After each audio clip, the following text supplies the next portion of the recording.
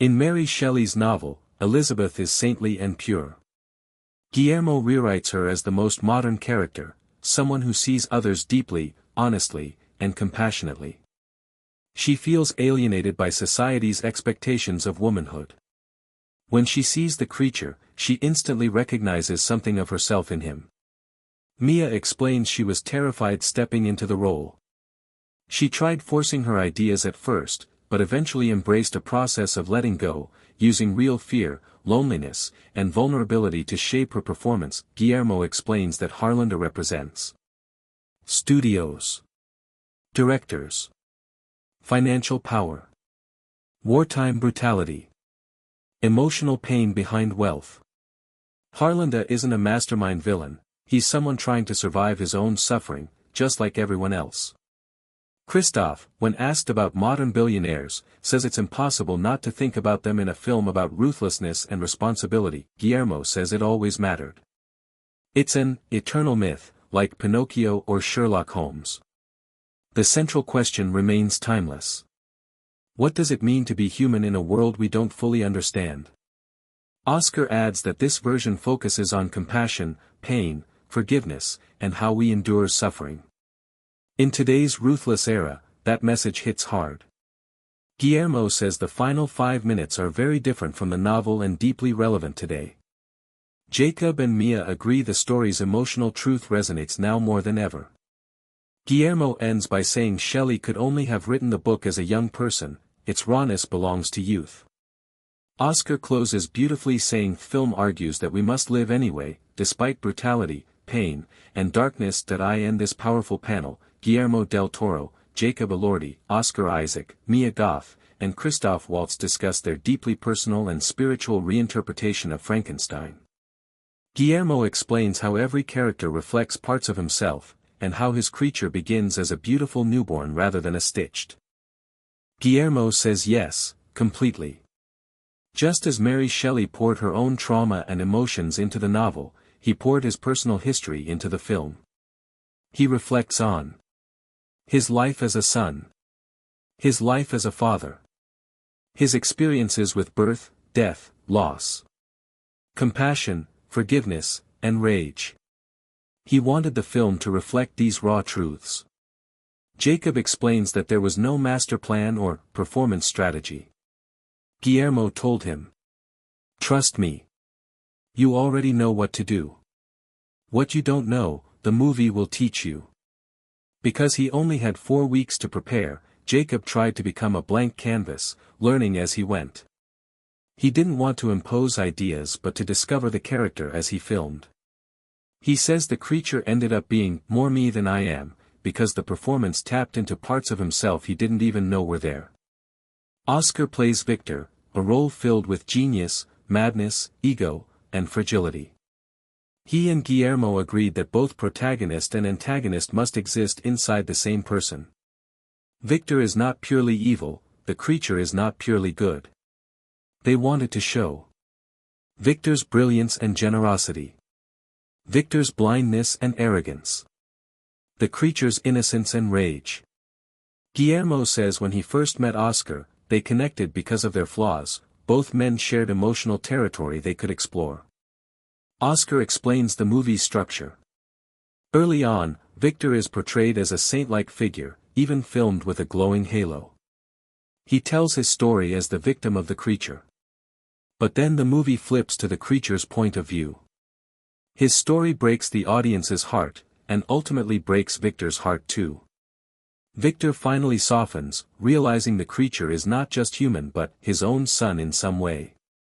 This emotional reversal is the heart of the film. Possibly the most viral moment of the interview. Fallon reveals that Jacob Elordi bathwater candle. Yes. Fans made candles inspired by the infamous Saltburn bathtub scene. Jacob immediately asks the most Australian question. Who's making the money? He smells the candle live on TV. And says it smells like detergent. Which honestly might be accurate. This moment instantly blew up social media. Not because of the candle itself, but because Jacob handled it with perfect humor. Fallon closes the interview by showing a clip from Saltburn. The audience cheers, and Jacob signs off promoting both Saltburn and his upcoming SNL episode. It's the perfect ending to a chaotic, wholesome, and very Jacob Elordi interview, and that is your full breakdown of Jacob Elordi's hilarious Tonight Show appearance. From panic attacks on SNL, to DiCaprio praising him in a nightclub, to bathwater candles. This interview proves why Jacob is truly becoming one of Hollywood's most unforgettable stars. If you enjoyed this deep dive, make sure to like, share, comment, and subscribe. For more in-depth interview breakdowns and entertainment deep dives. Guillermo begins by explaining that every character he writes contains pieces of himself, the good, the bad, the beautiful, and the broken. He says every director is, a little bit Victor Frankenstein, because filmmaking is an act of creating life from nothing. He talks about returning to Frankenstein by focusing not on recreating old versions, but creating his own interpretation. Guillermo explains the key idea: his creature begins as a newborn, pure, beautiful, almost like a baby. Not a stitched corpse or a monster from an accident, but a carefully sculpted creation, because Victor Frankenstein has been dreaming of this for decades. To him, the creature represents the essence of humanity, fragile, blank, full of potential. This creature evolves through the film until he finally makes his first real decision at the end. This entire segment is comedy gold because it's not scripted humor, it's Jacob exposing the silly, human side behind intense dramatic roles. The moment Jacob announces that he's been cast as the creature in Guillermo del Toro's Frankenstein, the audience explodes. For Jacob, this is career-changing. Guillermo is literally the god of monsters. And Jacob is joining that legacy. Fallon gushes over Guillermo's kindness and brilliance, and Jacob agrees, calling him one of the most sincere people he has ever worked with. This part of the interview confirms Elordi isn't just a rising heartthrob. He's now entering the world of iconic cinema. Fallon tries to pull info about Euphoria Season 3, but Jacob hilariously admits that he knows nothing. He jokes he'll need Benjamin Button treatment because he's getting older, and playing a high schooler forever doesn't make sense. This is one of the funniest moments, Jacob pretending to be a high schooler with a bad back, walking down the hallway like an 80-year-old man. But the subtext. Even the cast doesn't know when production is restarting. Here comes the jaw-drop moment. Jacob casually mentions that Leonardo DiCaprio, yes, the DiCaprio, approached him in a club to praise his work on Euphoria. Imagine being 20-something, partying in a club. And the greatest actor of your generation shows up to compliment your camera angles. Jacob calls it a crazy name drop. And he's right. But it's also a huge stamp of approval for his career. Fallon congratulates Jacob on 2 major BAFTA nominations. White Medium Star Best Supporting Actor. White Medium Star Rising Star Award. This is huge, especially being on a list that includes Robert De Niro, Paul Mescal, and other acting titans. Jacob looks genuinely emotional and humble. You can tell he still can't believe this is his life. Tonight, we're diving into one of the most entertaining TV interviews of the year, Jacob Elordi on The Tonight Show starring Jimmy Fallon. From hilarious stories about his SNL fears, to his struggles with the word Rory, to Leonardo DiCaprio fangirling over Euphoria. And yes, even the infamous Jacob Elordi bathwater candle, this interview had everything. So sit tight as we break down the full conversation, add behind-the-scenes context, explain references, and explore every moment that made this a must-watch. The interview kicks off with the audience exploding in applause, and Fallon teasing Jacob with, "They love you, bud." Jacob walks out with his usual mixture of confidence and awkward charm. This instantly sets the tone. We're not watching a polished movie star giving rehearsed answers. We're watching Jacob Elordi being Jacob, chaotic, nervous, charming, and funny without trying. Fallon asks Jacob how he feels about hosting SNL, and the answer is priceless. Jacob admits he's excited but terrified, explaining that he can barely breathe during rehearsals. Unlike movie sets, where actors are pampered, SNL treats everyone the same. Jacob tells a relatable story about being left alone in hallways, basically asking strangers if they want coffee. It's a perfect moment that shows how surreal it must be for actors used to movie-style treatment to suddenly be thrown into SNL's high-speed, high-pressure chaos. Fallon warns him that the late nights are coming, especially Friday, the night before the live show. Jacob looks terrified. And honestly? Same. Jacob reveals something hilarious. Despite playing Southern, British, and American roles, he genuinely doesn't know who he is anymore. The two joke about accents, especially the nightmare word Rory, which Jacob cannot say without struggling. Jacob explains. Australians don't say R. They say ah. Fallon laughs, pointing out that Jacob avoids R words in movies, which might actually be true.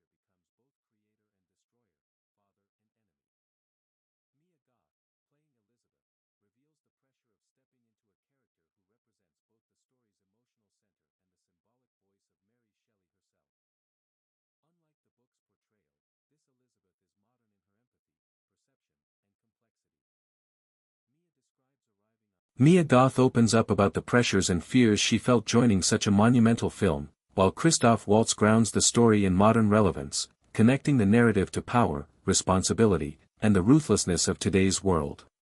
Together, the full conversation becomes a powerful exploration of humanity, what it means to create, to be created, to be misunderstood, and to live through pain, compassion, and rebellion.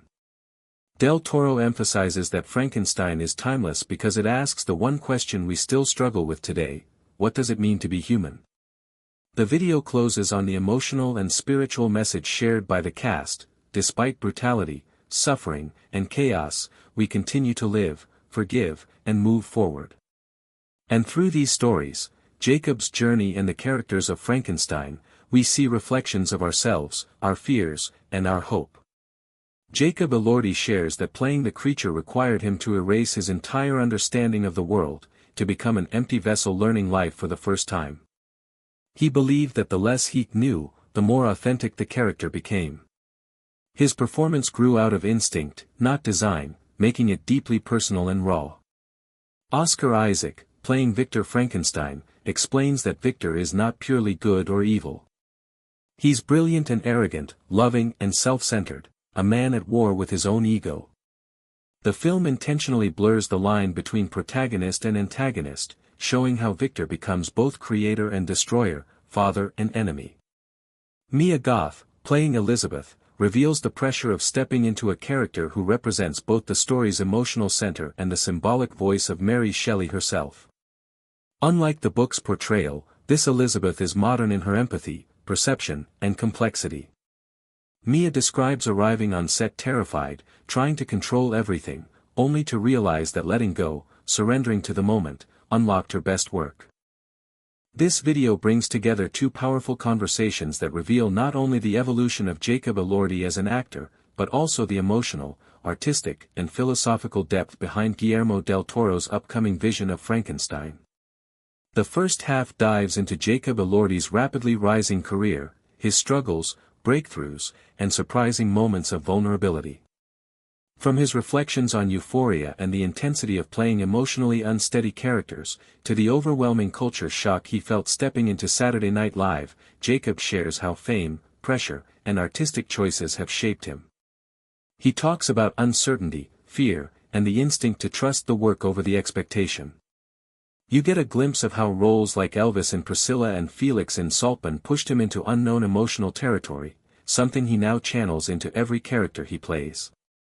The second half transitions into a deeper, more philosophical conversation with Guillermo del Toro and the cast of Frankenstein, Jacob Elordi, Oscar Isaac, Mia Goth, and Christoph Waltz. Del Toro explains how Frankenstein is not simply a monster story but a personal autobiography and an emotional exploration of parenthood, compassion, failure, and forgiveness. He reveals that every character he writes is a part of himself, both the good and the flawed. Jacob Elordi discusses how playing the creature required him to become a blank canvas, discovering the character in real time instead of forcing an interpretation. The cast also shares how themes of rage, innocence, ego, love, and fragility intertwine within the story. Oscar Isaac explains how Victor Frankenstein is not just an antagonist but a reflection of brilliance, arrogance, vulnerability, and emotional blindness.